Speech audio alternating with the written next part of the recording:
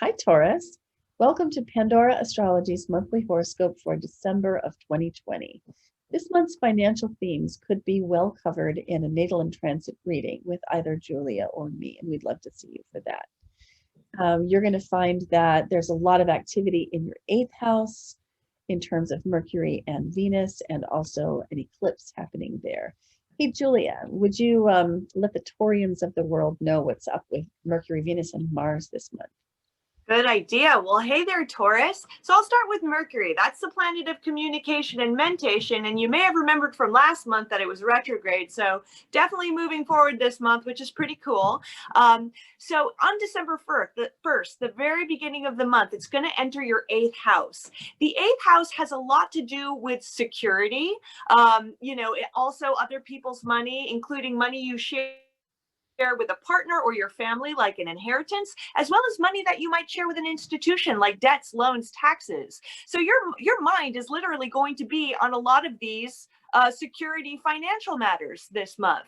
The eighth house also has a very investigative and sort of research oriented quality to it as well. So it's a wonderful cycle if you really need to drill deep into something and research. Just be careful about getting too paranoid, for example. And then Venus, the planet of art, beauty, and relationships, begins the month in your seventh house, which is awesome because the seventh house is a partnership house. So if you have a partner, then you're going to have a lovely, harmonious time with them for the first half of the month. If you're single, it's a really good time to sort of get out on that dating app and try to meet somebody cute.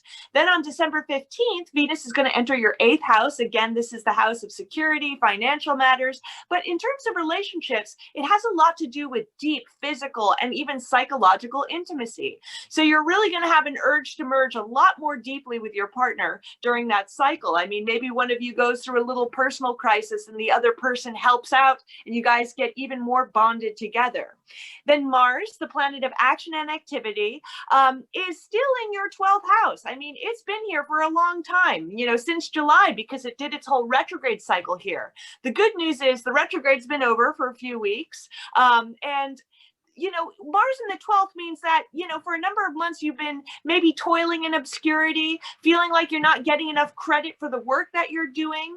And again, you might run into a few more of those issues this month, but it is resolving. And then next year is going to be a totally clean start too.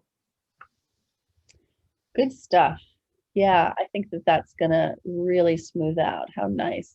And it's going to really feel like a major shift in the whole tone as Mars finally moves out of Aries. And also, pretty shortly after that, Saturn and then Jupiter are going to change signs. Saturn's going to move into Aquarius first, right here around the 16th. And then Jupiter follows pretty shortly after that on the 19th. And boom, there they both are.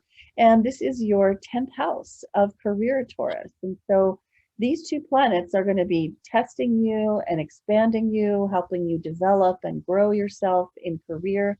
And ultimately, hopefully, the combination of them will bring you wisdom and a more sort of expanded state by the end of the year when Jupiter does leave Aquarius for Pisces. A couple more things here. December brings, of course, Capricorn season.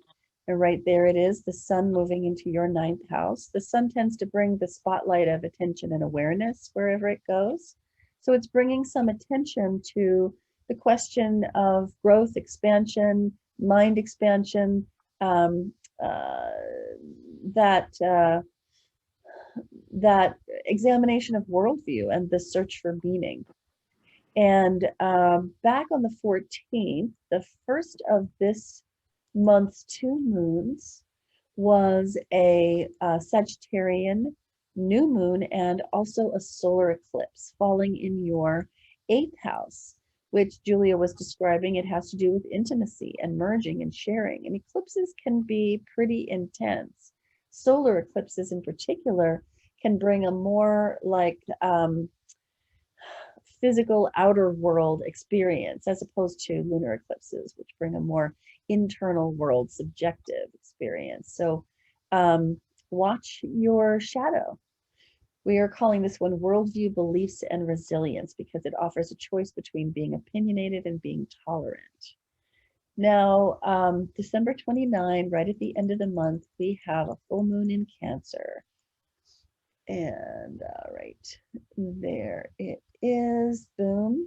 And this is across your ninth and third house axis, which has to do with communication.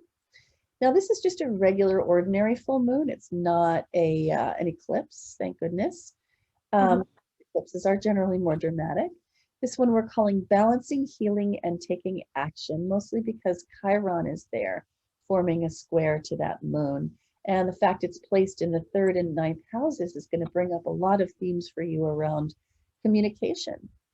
Do you communicate in an emotional way? Do you communicate in a practical way? And how can you balance the two and assert yourself? So that's the stuff we have for you today. Let me change the screen share so that I can see you and you can see me. Hey, this is what we do today, Taurus. We love making these horoscopes for you, and we hope you enjoy them too. If you do, please do be sure to like, share, and subscribe. And you can always find the news of the month on our YouTube channel, Pandora Astrology, or go to our website, pandoraastrology.com/monthly-forecast to find the news of the month, or /horoscopes to find your horoscope there. And we'll see you around the cosmos. Bye. Bye-bye.